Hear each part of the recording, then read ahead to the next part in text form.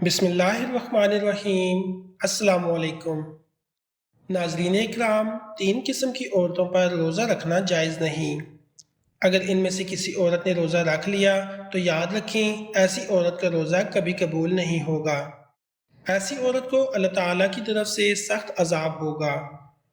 روزے ایسے تمام مسلمان مرد اور عورت پر فرض ہیں جو عاقل ہوں اور بالغ ہوں اور جو اپنے ہوش و حواس میں ہوں، یعنی کہ جو پاگل اور دیوانہ نہ ہو۔ اس کے علاوہ روزے کی فرضیت ادا کرنے کی 2 شرطیں ہیں۔ پہلی صحت مند اور تندرست ہونا اور دوسری محکم ہونا، یعنی کہ بیمار آدمی اپنی بیماری کی حالت میں اور مسافر اپنے سفر کی حالت میں روزہ چھوڑ سکتا ہے۔ ان لوگوں کو رمضان کے مہینے میں روزہ چھوڑنے کی اجازت ہے، مگر یاد رکھیں کہ ایسے شخص رمضان کے مہینے میں روزہ رکھنا چاہیں تو وہ رکھ سکتے ہیں، ان کا روزہ قبول ہو جائے گا، لیکن اگر نہ رکھیں تو ان کو کوئی گناہ بھی نہیں ہوگا، جہاں بعد میں ان روزوں کی قضا کر سکتے ہیں۔ اب بات کرتے ہیں ان 3 عورتوں کی جن کا رمضان کے مہینے میں روزہ رکھنا حرام ہے۔ ان میں سب سے پہلی عورت وہ ہے جو حیض کی حالت میں ہو۔ ایسی عورت کا رمضان کے مہینے میں روزہ رکھنا حرام ہے، مگر ایسی عورتیں بعد میں قضا کریں۔ اگر کوئی عورت حیض کی حالت میں روزہ رکھ لیتی ہے تو اس کا روزہ قبول نہیں ہوگا۔ حدیث شریف میں ہے کہ حالت حیض میں عورت روزہ نہیں رکھے گی اور حیض کی مدت ختم ہو جانے کے بعد اس پر ان دنوں کے روزوں کی قضا واجب ہے۔ جیسا کہ حضرت عائشہ صدیقہ رضی اللہ تعالی عنہا فرماتی ہیں کہ حضور نبی اکرم صلی اللہ علیہ وآلہ وسلم ہمیں حالت حیض سے پاک ہونے پر روزوں کا حکم فرماتے۔ اس کے علاوہ روزے کی حالت میں اگر مغرب سے پہلے پہلے کسی بھی وقت عورت کو حیض آ جائے، اس کی وجہ سے روزہ فاسد ہو جائے گا اور پاک ہونے کے بعد اس روزے کی قضا رکھنا لازم ہوگا۔ جو عورت حیض و نفاس کی حالت میں ہو اسے کھانا پینا چاہیے، یعنی روزہ داروں کی مشابہت کی وجہ سے تنہائی میں بھی بھوکی پیاسی نہ رہے۔ البتہ اس کے برعکس اگر حائضہ عورت دن کا کچھ حصہ گزارنے کے بعد پاک ہو گئی تو اب دن کے بقیہ حصے میں کھانے پینے سے رکا رہنا چاہیے۔ دوسری عورت وہ ہے جو نفاس کی حالت میں ہو۔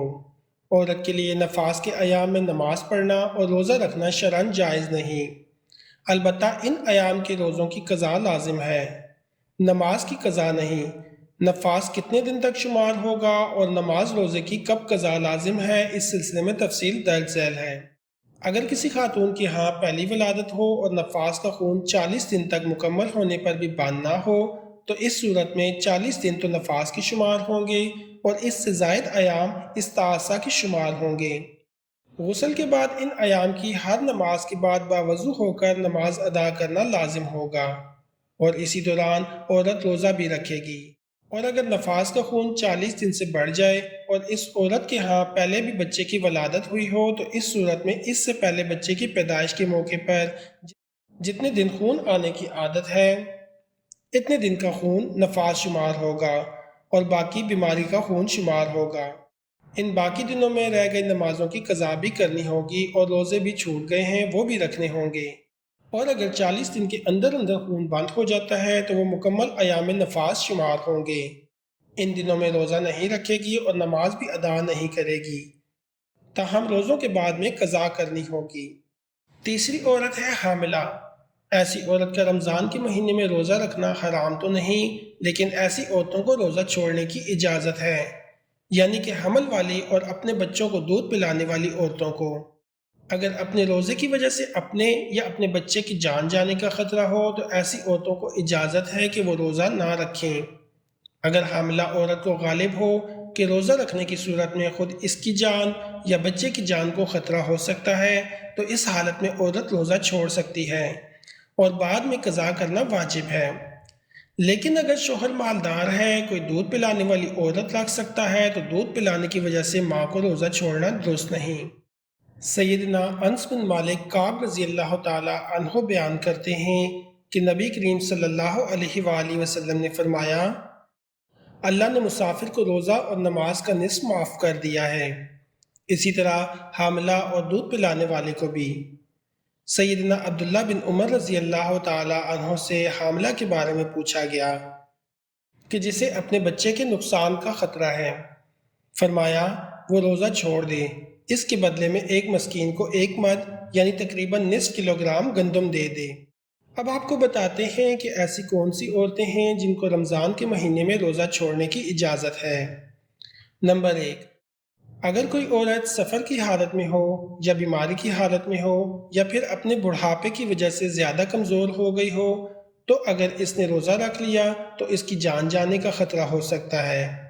ایسی عورتوں کے لیے روزہ چھوڑنے کی اجازت ہے، مگر ایسی عورت کو چاہیے کہ اگر بعد میں صحت مند اور تندرست ہو جائے تو وہ ان روزوں کی قضا کرے۔ اگر بعد میں پھر دوبارہ صحت مند نہ ہو سکی تو اسے چاہیے کہ وہ ان روزوں کو کفارہ ادا کرے، اور کفارہ یہ ہے کہ ایک روزے کے بدلے میں کسی مسکین کو 2 وقت پیٹ بھر کر کھانا کھلایا جائے۔ نمبر 2، اگر کسی عورت کو روزے کی حالت میں سانپ نے ڈس لیا ہو، اس کی جان جانے کا خطرہ بن گیا ہو، تو ایسی عورت کو بھی حکم ہے کہ وہ اپنے اس روزے کو توڑ سکتی ہے، اس کو کوئی گناہ نہیں ہوگا، لیکن بعد میں جب صحیح ہو جائے تو اس روزے کی قضا کر لے۔ نمبر 3، عورت حیض سے پورے 10 دن اور 10 رات میں فارغ ہو گئی، اب اس کو چاہیے کہ وہ اگلے دن کا روزہ رکھ لے۔ اگر کم دنوں میں پاک ہو گئی اور اگر صبح ہونے میں اتنا وقت باقی ہے کہ اس کے پاس نہا دھو کر تھوڑا وقت بچے گا تو اس کو چاہیے کہ روزہ رکھ لے۔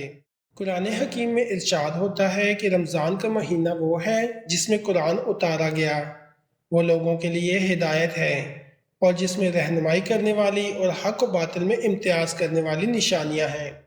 بس تم میں سے جو کوئی اس مہینے کو پا لے تو وہ اس کے روزے ضرور رکھے۔